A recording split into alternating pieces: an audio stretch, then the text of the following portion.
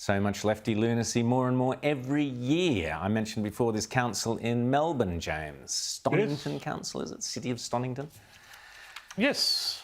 Well, you've got this council, and they have decided to do the whole war on Christmas thing. And instead of saying Merry Christmas, it's now Make Merry. Now, I don't know exactly what that's supposed to be. That's a sentence fragment. It's a sentence fragment. It's a sentence fragment, but it doesn't mean anything. And that's the whole point, you know, because if you think about where all of this, the reason why I think the war on Christmas is such a redolent thing that captures the attention of so many people. It's not just about, you know, Christmas and the holiday itself and what that's supposed to mean and different people's meaning of Christmas, but it is about the undermining, the kicking out the foundations of everything sort of shared in our society. Christmas used to be something, whether you were, you know, secular or not, you know, you could celebrate Christmas. You had different versions of it for everybody, but the point was that it was something that everybody could do. And, you know, what I think the left really wants, not to overanalyze it, but that's what I do, I overanalyze things, is that... You only just noticed. I only just It's only taken you to the end of the year to notice.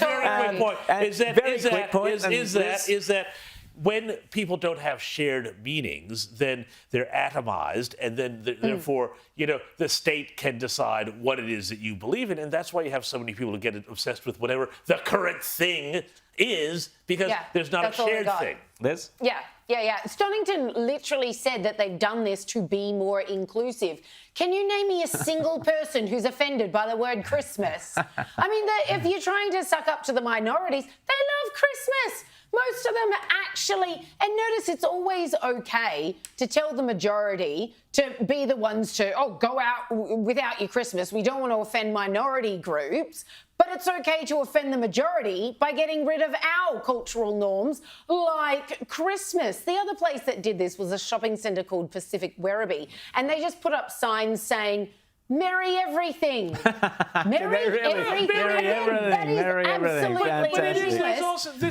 This is happening also. There's other ways too. There is a council, Mossman Council, up in the north of Sydney, very posh, well-off council, where people are now saying, hey, Christmas lights could distract and upset nocturnal animals. Maybe let's not have our Christmas lights because it might, you know, terrify the possums. The Mossman possum. Yeah, they're not getting their sleep. They're not getting their shut-eye. Anyway, at least at the shopping centre, the outcry was so big, they had to tear it down and then start putting it back. But that's a really important point you make there, Liz, because it is up to you, the people of Australia, mainstream Australia, out there in the shopping centre and all the rest, to say no to this woke garbage. It's only us who can do it. It's not just that they're woke, it's that they're joyless, and joyless people want everybody else to be just as joyless as they are. So we've got to be this all comes down to. More joyful, be more joyful this Christmas. Joy Go for it. on steroids. Joy on steroids. That's what we want. Sandhurst, Liz, in the UK, that's the equivalent of Duntroon over there. They've hit on a brilliant woke idea, which is to... Well, tell us. Just make it easier to get in. If your academic standards aren't up to scratch, if you're obese, no, it's not quite that bad, but it doesn't matter anymore. Let's just lower our standards because they have an unprecedentedly bad recruitment crisis, not unlike here in Australia, where we've seen committee hearings being told exactly the same thing. We're not recruiting. We're not even replacing ourselves at the rate that people are leaving. So their suggestion is just like, well, we'll just lower the standards. More people can get in. I mean, this is the army. This is the officers' army. The leaders. You really want less talented people than we had before. The same thing might be applying to a Canadian fire truck company where I always say it's not about being diverse or inclusive or whatever. What's your priority? What's your number one priority? Well, here's the fire brigade in somewhere in Canada. I guess we get an idea from that visual what their priority is. Maybe not so much putting out the fires. Maybe this is virtue woke signalling is what it's all about. I'd rather just have someone turning up at the fire who is good at putting out fires, just my personal thing, than someone who is necessarily of whatever minority group. Let's also mention, it's all come to pass now, James. Scientists we've now hit peak Malthusianism.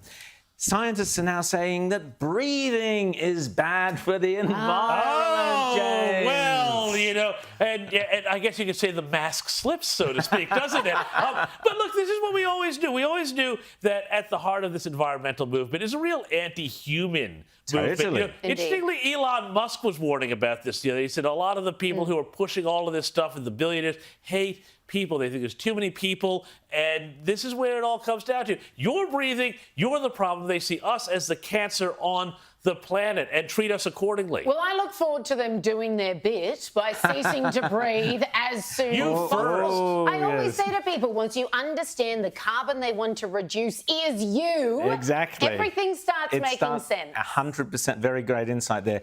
Javier Milei, we spoke to John Ruddock last week. He's already kicked off literally getting rid of bureaucracies, getting rid of ministries. He's doing it. He said he would beforehand. He showed us how he would do it, and he is doing it, which is fantastic. Great news there. Peter Dutton, take note. That's how you win elections.